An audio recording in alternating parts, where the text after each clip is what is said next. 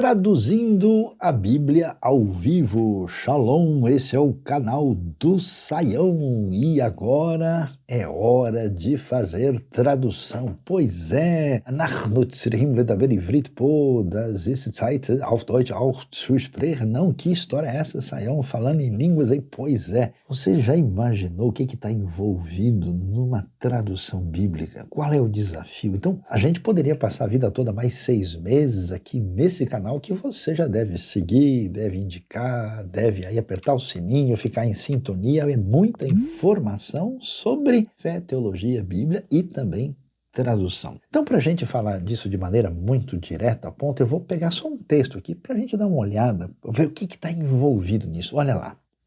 Diz o texto de Gênesis 6, verso 3, basicamente o seguinte: e disse o Eterno, uma possível tradução, não contenderá o meu espírito com o homem para sempre, porque ele é carne, os seus dias serão 120 anos. Vamos falar claramente, você escuta um texto desse e você pode ver as diversas traduções e tal, e muitas vezes é difícil de entender o que o texto de fato está querendo dizer para nós. Então, diante desse cenário, nós vamos aqui, eu vou fazer questão de ler agora, olhar o texto de Gênesis 6:3 no hebraico original. E o que é que eu tenho lá? Vaiomer Yehová Lo yadon uruchi ba'adam leolam beshgaan hu basar vehayu yamav mea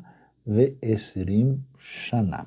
Ok. Então, quando a gente começa a ler o texto, claro, a primeira parte ela é bastante tranquila, né? E disse o Senhor, o tetragramaton, o nome sagrado de Deus, as versões podem variar.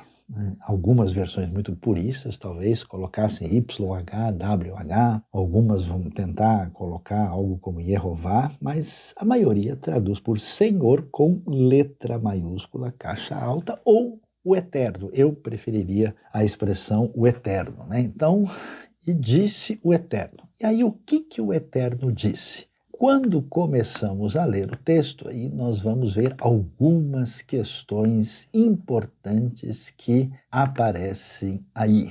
A palavra Yadon, né, o termo, o verbo hebraico, aparece somente aqui na Bíblia toda.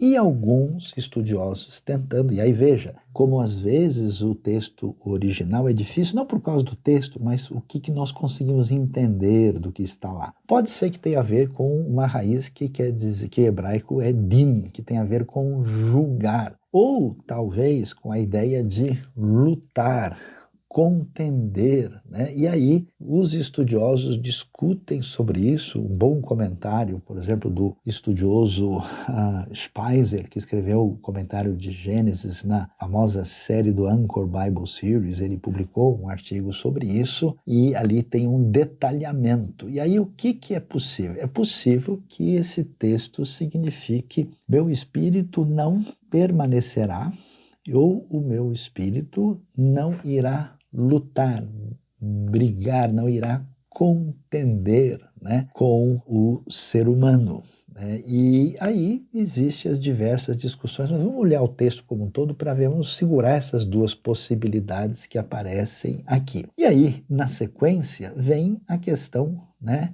do meu espírito. Então, meu espírito, hebraico, ruhi. O que é meu espírito? Tecnicamente, você tem o que a gente chama de um genitivo. Nesse caso, o meu espírito pode ser o Espírito de Deus ou o espírito humano dado por Deus, né? Seria um genitivo de origem, né? O que a gente diria aí, o espírito que Deus deu ao ser humano.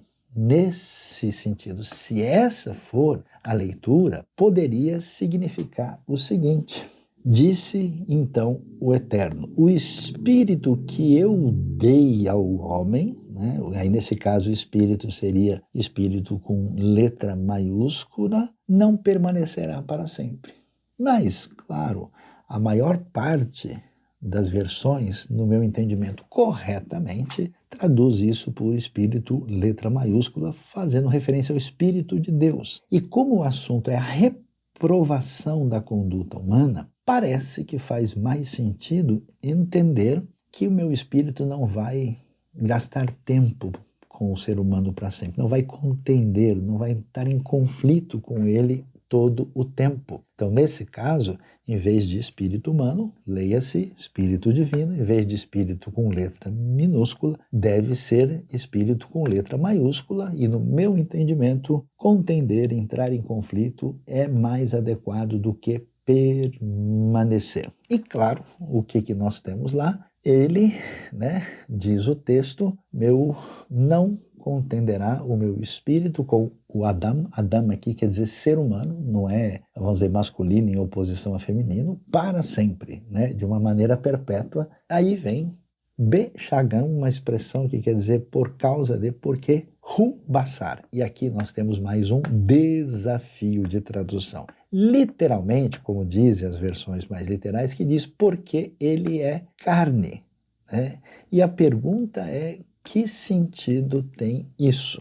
Por isso que as versões que vão traduzir carne, algumas deixam literalmente, precisam tomar uma decisão se carne aí significa o quê? Duas coisas. Ou é uma referência ao fato do ser humano ser limitado, frágil, quer dizer, porque ele é mortal, seria esse o sentido? Ou é uma referência ao ser humano no sentido da sua fragilidade moral. E então, por exemplo, as versões que vão pelo caminho de entender carne no sentido de fragilidade física, vão dizer, o meu espírito não vai permanecer com o ser humano de maneira indefinida para sempre, porque, ou visto que o ser humano é mortal.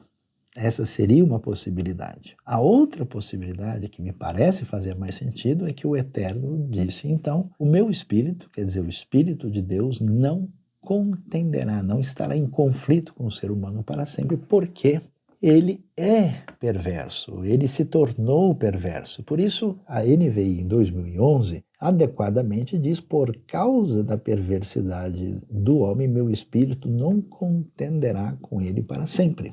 E aí vem a última frase do versículo e que chama a nossa atenção. Qual é a última frase do versículo? Quando nós temos essa frase aparentemente enigmática, os seus dias serão 120 anos. Literalmente, no texto, Vehayu yamav me'a ve'esrim shana.